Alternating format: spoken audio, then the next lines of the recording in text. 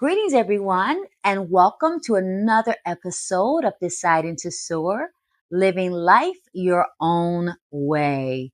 My name is Sharon Jameson, and I am a minister, an author, a corporate leader, a speaker, a mom, a leadership coach, a healer, and I am committed to helping people be who they were born to be so that they never settle for what society has taught or told them to be.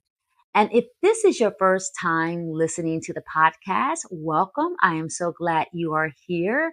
This is a podcast that is unedited and unscripted, where I share what I am learning in my own life as well as the wisdom I am gaining from working with other healers, entrepreneurs, leaders, and brave souls just like you. So I pray that you find wisdom and insight that you can find helpful and also apply to your own life. And today's episode is dedicated to the person who has been working really hard, doing good work, who is always showing up, who's always being faithful, yet constantly feels unseen. And this episode is a result of a conversation that I had with one of my leadership groups where people were talking about how often and how much they are working all the time and overtime. Some even said that they are working 60 to 70 hours a week, but they're not moving forward in their careers or they're not moving forward in their businesses. And their thoughts, their perspectives, and what they shared remind me of something that my elders told me years ago. And she said, Sharon, you don't need to do more work. You need to be witnessed. You don't need to do more work. You need to be witnessed. And at that time, I didn't fully understand what they meant, but life has a way of teaching us and bringing back the wisdom and the lessons that we learn as children at times when we need them to most. And so I want to talk about this aspect about witnessing. And I want to share what witnessing means to me because often the word witnessing is a word you use a lot, or we use a lot in religious settings and spiritual circles. But to witness means one, to see the truth, and two, to testify to that truth. So a witness is more than a spectator or a casual observer. They are people who name what they see and allows that truth to shape trust and opportunity and movement. And witnessing is so important because witnessing is how people come to feel seen and heard and valued and invested in rather than simply used. And so even though it's a word we use a lot in religious spaces and religious circles, it's a word that we also need to think about in workplaces and organizations because we all know what it feels like when witnessing is absent and when witnessing is present. For example, just think about your own life or your own career. When witnessing was absent or when you did not feel witnessed, you were always told that you were reliable, but you were not ready. Or you were asked to carry the load at work, but you were never allowed to lead at work. Or you were expected to produce, but you were never promoted. Or your work was copied, but you were never credited. And we all have experiences like that. Many of us have lived those experiences time and time again in organizations, at our jobs. And even though we did not have language for those experiences, we knew that not being witnessed didn't feel good. When people did not see us as people as well as our performance, it really made our confidence erode. It made us grow resentful. It made us feel used. It made us feel exhausted. It contributed to burnout. And we knew that being a witness is more than gratitude. We know that it is a way that people allow you to feel honored. So we know what being witness, not being witness feels like. But just look on the other side in contrast what being witness feels like, because we all have experiences when maybe we were witnessed. For example, feeling witnessed at your job or in your organization feels like being not only invited to the table, but being asked to share at that table, being invited to the meeting and being asked to share at that meeting. It feels like when your growth is not only celebrated, but when your growth is compensated, when you're getting the bonuses, when you're getting the nice salaries, when you are getting the nice raises.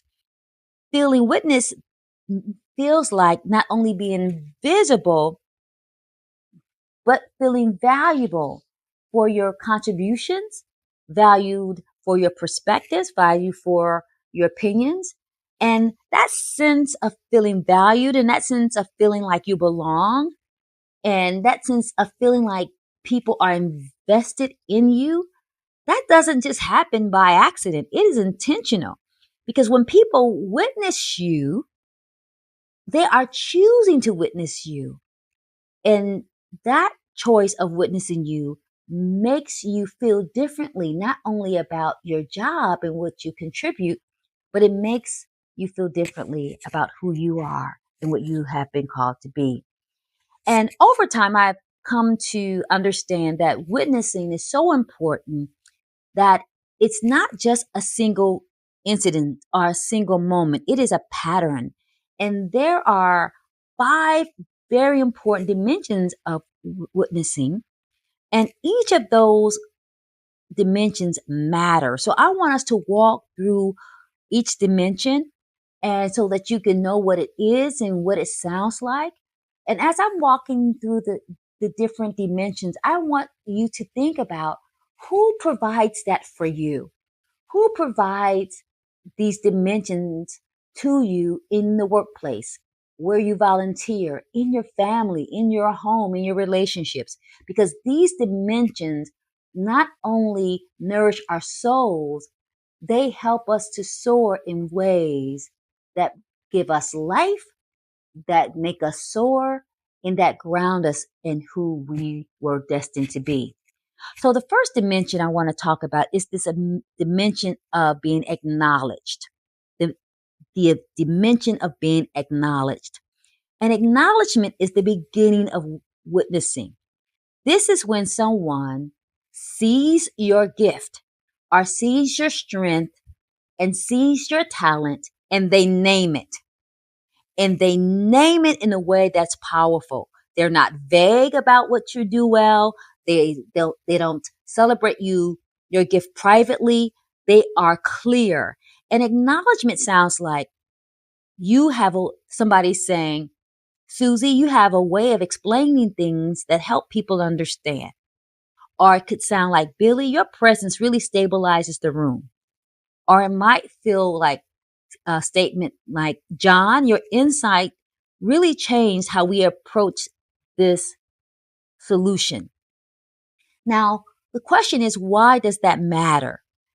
It matters because if a gift or a strength or your talent is never named, people begin to doubt it, right? If somebody doesn't name your gift, not only does the organization doubt it, your leader doubts it. Sometimes you doubt that you have this specific strength or gift or talent. So acknowledgement gives people and gives you language for the value of what you bring. Acknowledgement, that is the first dimension of witnessing. The second dimension of witnessing is to affirm. And affirmation is acknowledgement that continues. And affirmation is not flattery. Affirmation is ongoing feedback. And affirmation sounds like, hey, Debbie, here's what you did well. Or, hey, Mike, here's how you are growing. Or, hey, Uche, here's why your contributions mattered, right? Those are statements, and those are important because affirmation answers a quiet question that many people have. And that question is, am I on track? Am I doing enough? Am I doing what people think I should be doing at this job, at this level, at this point in my career? And when affirmation is present, people grow. They grow with confidence, they grow with gravitas, they grow with a sense of power, and they have less fear. So, affirmation is important. First, there's acknowledgement, then there's affirmation. The third dimension of witnessing that I want us to really name is the dimension of being anchored. Anchored. Now, anchoring is when trust becomes structural.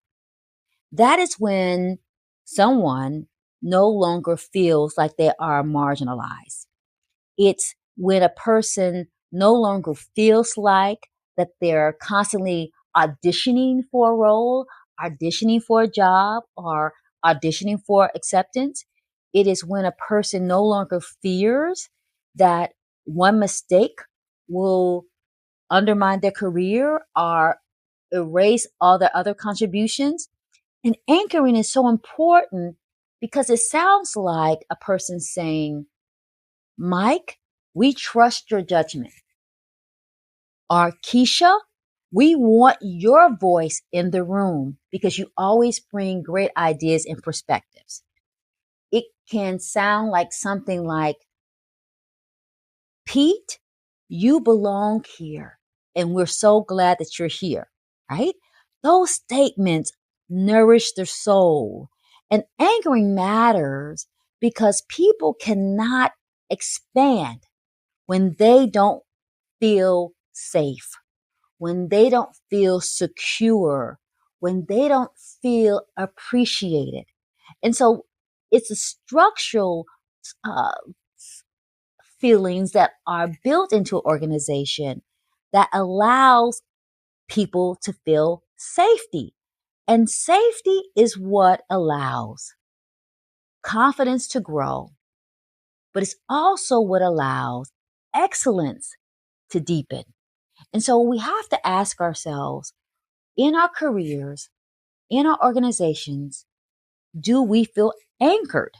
Do we feel that we have space to grow, to make a mistake, to fall down and get back up again?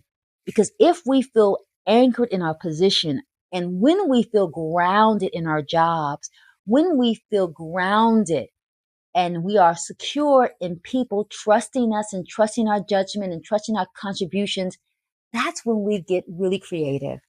That's when people take big risks. That's when people get innovative. So anchored is really important to a person feeling witnessed. The fourth dimension of witnessing is activated.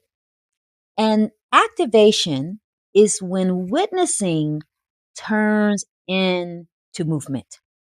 It's when people don't just admire your potential or admire your gift or your strength. It's when they create space for it. It's when people make sure that there is room and opportunities for you to grow and nurture, to be nurtured and to be developed. And activation feels like being invited into new rooms, being invited into new conversations, having an opportunity to do a stretch projects.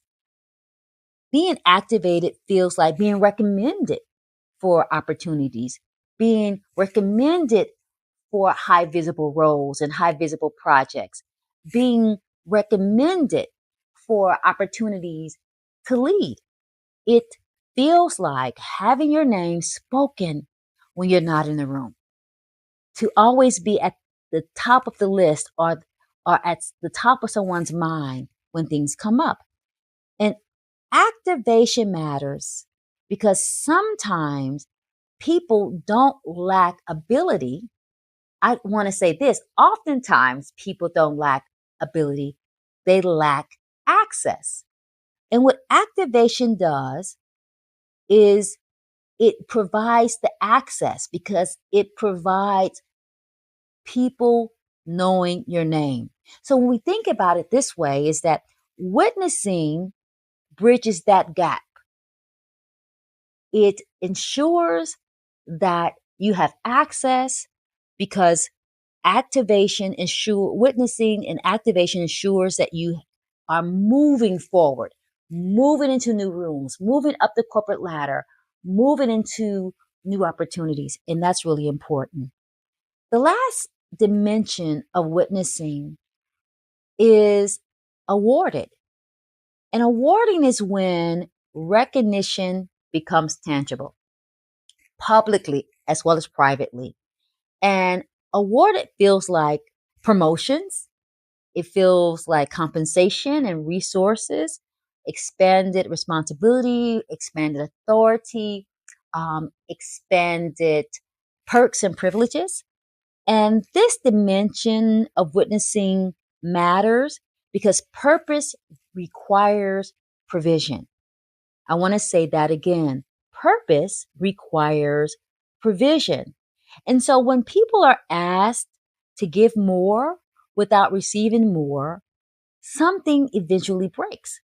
So awarding tells people your contribution is valued enough to be invested in. Now, I want you to think about your own careers. When have you felt that your contribution, your talents, your strengths were so invested in a tangible way that you were awarded with perks and power and privileges? And so we want to think about that dimension of witnessing because that dimension is really important. And so when these five dimensions are present, people don't just perform. They live better. They trust themselves more. They take healthier risk and calculated risk. They stop shrinking and they develop the capacity to not only affirm themselves, but they develop the capacity and the desire to affirm others instead of always competing with people, right? And that's why witnessing is not just a leadership luxury. It is intentional. Witnessing is a multiplier. It is a game changer. And as we sit with this episode, I really want you to think about how could witnessing impact your life, and how could you witness and see someone and name their gifts and abilities and talents to have an impact on someone else's life? So this is what I want you to sit with and reflect on gently without judgment. Here are some 4 questions I want you to think about. Question number 1, where in my life am I working but not being witnessed? Where in my life am I working? And I don't care if it's volunteer work. I don't care if it's something that you're doing at your job or your workplace, even as an entrepreneur. Where in my life am I working but not being witnessed? And you can also be working in your relationships in your family. The second question is, where have I felt most seen and why? Because people feel seen differently because we are all wired differently. What makes you feel seen, and where do you feel the most seen and why? And how are you spending, and how can you spend more time with those people or in those places so that you feel seen more, so you can feel witnessed, so that you can soar. The third question is, what dimension of witnessing have I been missing in my life? What dimension of witnessing have I been missing in my life? And how, if I receive that dimension, how can my life change? I want you to think about that. And the fourth question is, who around me might be waiting not for feedback, but for real witnessing? Who around me? Who around me at my job? Who around me at my church? Who around me in my home? Who around me in my family? Who around me in my sorority or my fraternity or my business associates? Who around me might need not feedback, but witnessing? And you don't have to answer all these questions right now, but I want you to reflect on those questions. I want you to notice what comes up for you. I want you to notice how those dimensions of witnessing might be showing up in your life throughout the week.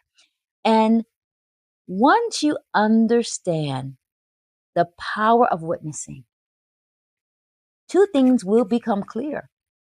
The first thing is you will be drawn and you will seek out environments and people where witnessing is happening, right? That's the first thing that's going to happen. You're going to seek out those places because witnessing nourishes the souls. It stretches the mind. It heals the heart. The second thing is that you are going to start looking for places and feel called to become a witness for others. And when you are a witness for others, you will want others to win. You will feel invested in them winning. And that is what will all help us be our best selves and to be who we were called to be. So as we end this podcast, I want to leave you with a closing benediction, or a closing blessing that I think will help all of us. And if this podcast speaks to you, please listen to it as many as times as you can. And please share it with people who may need to be witnessed. And most importantly, please share it with a leader, or please share it with a parent, because parents need to witness their children. Please share with a partner who may need to help their partner feel seen, heard, and known. And of course, please also share it, leave a review. I would really love for you to subscribe wherever you listen to your podcast, um, because I would love to grow and for us to continue to help people be who they were born to be so that they will never settle for what society has taught and told them to be. So here's my blessing for all of us. May you be seen for who you are and not just for what you produce. May your gifts and your talents and your strengths be acknowledged and affirmed and anchored, activated and awarded. May your humanity be honored alongside your excellence. And may you become a witness who tells the truth about what you see, not only in others, but also in yourself. Blessings.